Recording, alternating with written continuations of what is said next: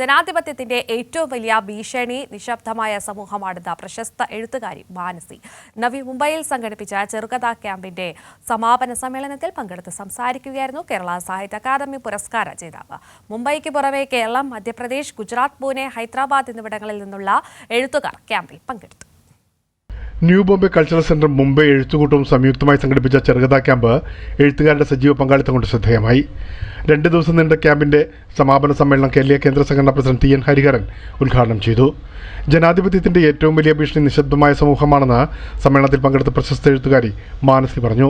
ജനാധിപത്യത്തിനുള്ള ഏറ്റവും വലിയ ഭീഷണി നിശബ്ദമായ സമൂഹമാണ്.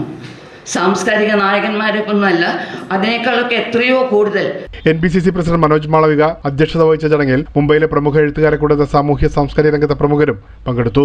Secretary Baburaj MV, treasurer Mohanan CK കൂടാതെ മുംബൈ എഴുത്തുകൂട്ടം സാരഥികളായ ജ്യോതി നമ്പ്യാർ, സുരേഷ് നായർ എന്നിവരാണ് ക്യാമ്പിന് നേതൃത്വം നൽകിയത്. മാനസിയെ കൂടാതെ നിരൂപകയും സാഹിത്യകാരിയുമായ ഡോക്ടർ മിനി പ്രസാദും ചർച്ചകൾ നയിച്ചു. ക്യാമ്പിൽ പങ്കെടുത്ത എല്ലാവരും അതിൽ ഭാഗവാക്കുകളായിരുന്നു എന്നുള്ളതാണ്. അതാണ് ഈ ക്യാമ്പിന്റെ വിജയം എന്ന് ഞാൻ കരുതുന്നു. കാരണം എല്ലാവരും ഒരേപോലെ അതും സാഹിത്യകാരൻ കണക്കൂർ സുരേഷ് കുമാർ ക്യാമ്പ് നിയന്ത്രിച്ചു.